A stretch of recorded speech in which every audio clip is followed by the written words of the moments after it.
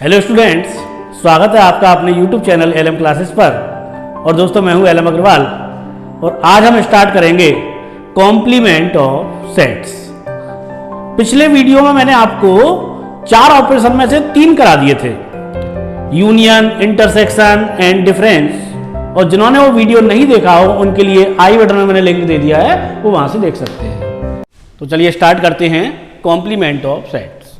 पहली बात, अगर किसी सेट पर डैश लगा हो या फिर किसी सेट पर सी लगा हो या फिर किसी सेट पर बार लगा हो, इन तीनों का मतलब होता है कॉम्प्लीमेंट ऑफ सेट्स। ये जो तीनों सिंबल है वो कॉम्प्लीमेंट के हैं और इसको हम बोलेंगे कॉम्प्लीमेंट ऑफ ए। दूसरी बात, ए डैश, कॉम्प्लीमेंट का मतलब होता है जस्ट अपोजिट। जैसे the set of all even numbers का कॉम्प्लीमेंट हो जाएगा the set of all odd numbers. Just opposite करना होता है। अब आप देखिए, ये यूनिवर्सल सेट हो गया U और ये एक सेट है A। तो जो चीज A में नहीं आ रही होगी उसे बोलेंगे हम A का कॉम्प्लीमेंट। तो A के चारों तरफ का ये जो पार्ट है इसको हम बोलते हैं कॉम्प्लीमेंट ऑफ A। A को छोड़ के सब कुछ, जस्ट अपोजिट ऑफ ए। तो ए डैश का मतलब हुआ कि यू में से क्या निकल गया, ए निकल गया। तो ए डैश बराबर यू माइनस ए। तीसरी बात, अब एक एग्जांपल आप समझ लें। यू बराबर है, सपोज कर लो 1 2 3 4 5 6 7 8 और A बराबर है 1 2 का 4 और B बराबर है 3 2 5 6 और हमें फाइंड करना है A dash, B dash, A union B का whole dash, A intersection B का whole dash, A minus B का होल डैश, A डैश का भी होल डैश। ये हमें फाइंड करना है। तो जैसे हमें A डैश फाइंड करना है, तो देखिए हमें फाइंड करना है A यूनियन B का डैश। तो उसके लिए हमारे पास A यूनियन B होना चाहिए, A इंटरसेक्शन B हमारे पास होना चाहिए। तो पहले हम इन सबको फाइंड कर लेंगे बिना डैश के। यानी पहले हम फाइंड कर लेंगे A यूनियन B। A और B को मिक्स करा दो तो ये आ जाएगा 1 2 3 4 5 6। अब फाइंड कर लेंगे A इंटरसेक्शन B। इंटरसेक्शन माने कॉमन, और A और B में कॉमन देखें क्या है, 2।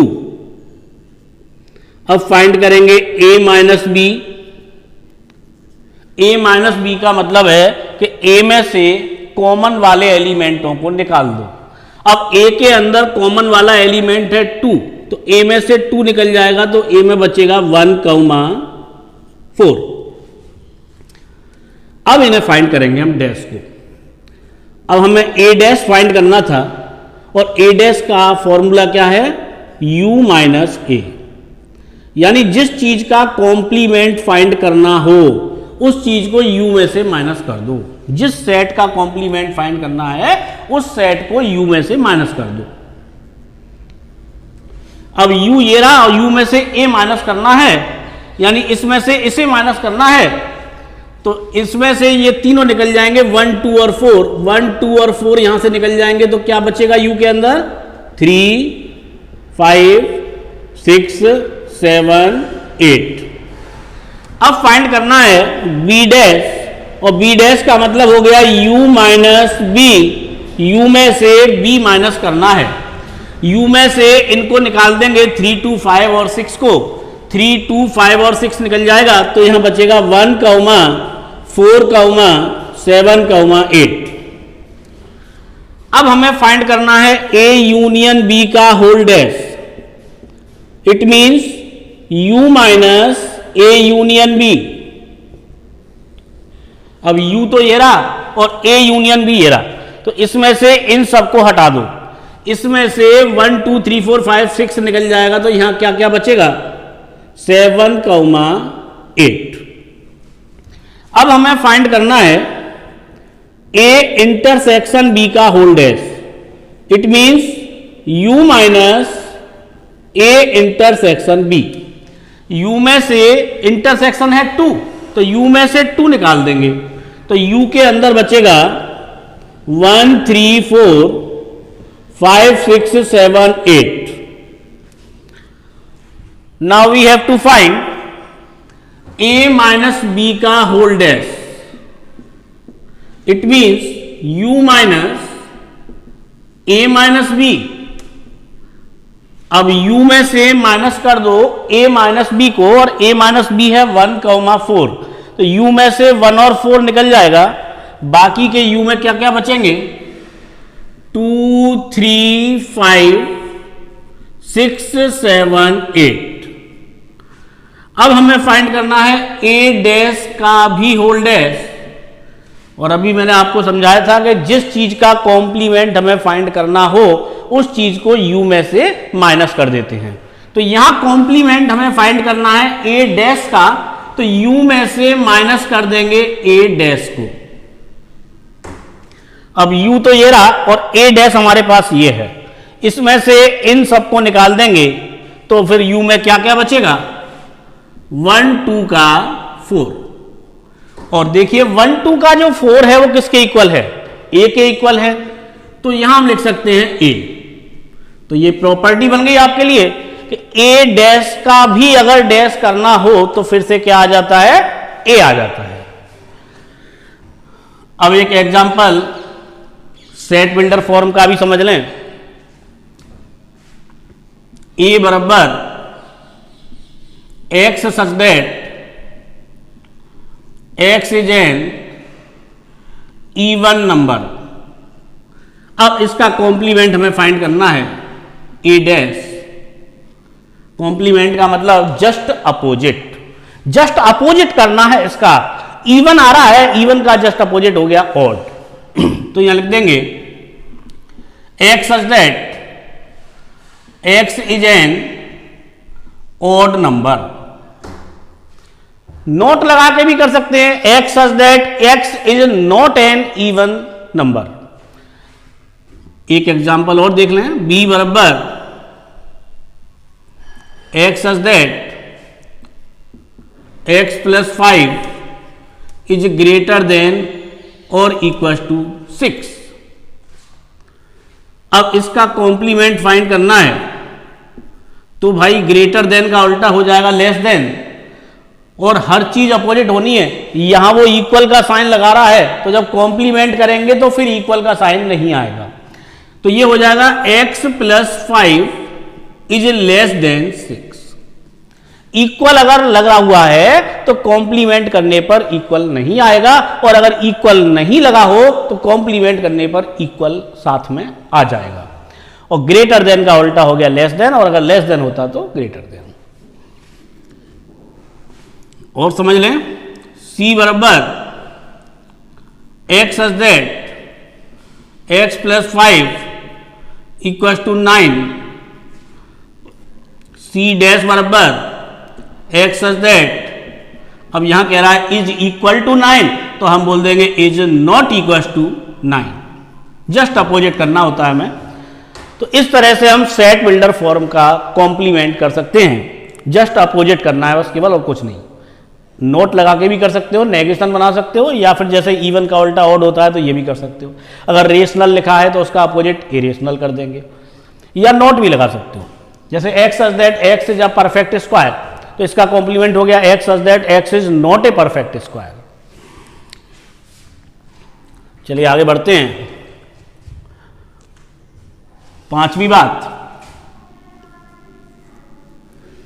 डेफिनेशन।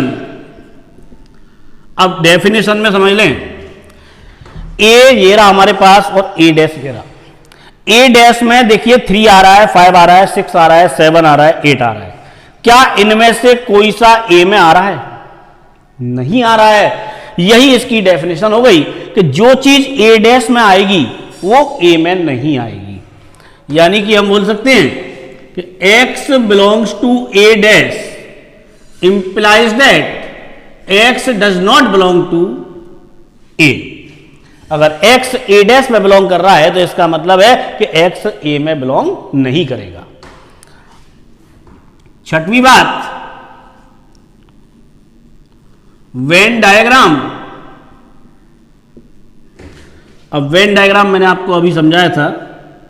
देखिए ये तो हो गया यूनिवर्सल सेट U, और ये सेट हो गया A, या चलो एक और बना देते हैं इसमें B, और हमें फाइंड करना है A डैश।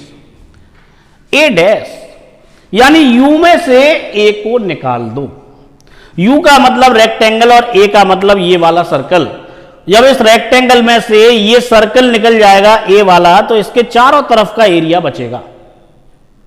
और बल्कि देखो सबसे इजी तरीका और अच्छा तरीका तो ये भी है कि ये देखो जिस पे डैश लग रहा है उसको आप छुपा लो। जिस पे डैश लगा हुआ है उसको छुपा लो और बाकी सभी में शेडिंग कर दो। अब यहां डैश लगा हुआ है ए पर, तो हम ए को छुपा लेंगे ऐसे, ए पे हाथ रख लेंगे, ए को ढक लेंगे और बाकी सबको हम शेड कर देंगे।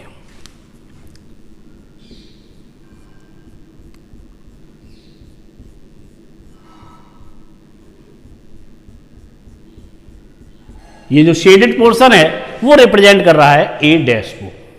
अगर बी डैश फाइंड करना होता तो बी पे हाथ रख लेंगे और बाकी सभी को शेडिंग कर देंगे। क्लियर है? चलिए आगे बढ़ते हैं। सातवीं बात,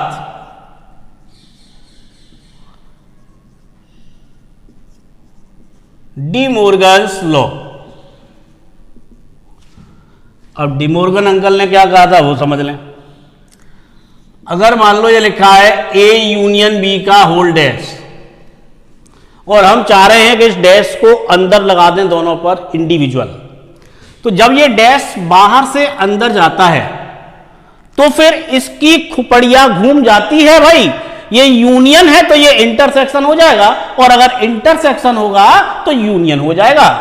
तो इसको हम लिख सकते हैं ए डैश इंटरसेक्शन बी डैश। दूसरा ए इंटरसेक्शन बी का होल डैश को हम लिख सकते हैं ए डैश यूनियन बी डैश। ये है डे मोर्गन्स लॉ। डे मोर्गन ने दिए थे दोनों लॉ, तो इसे बोलते हैं हम डे मोर्गन्स लॉ।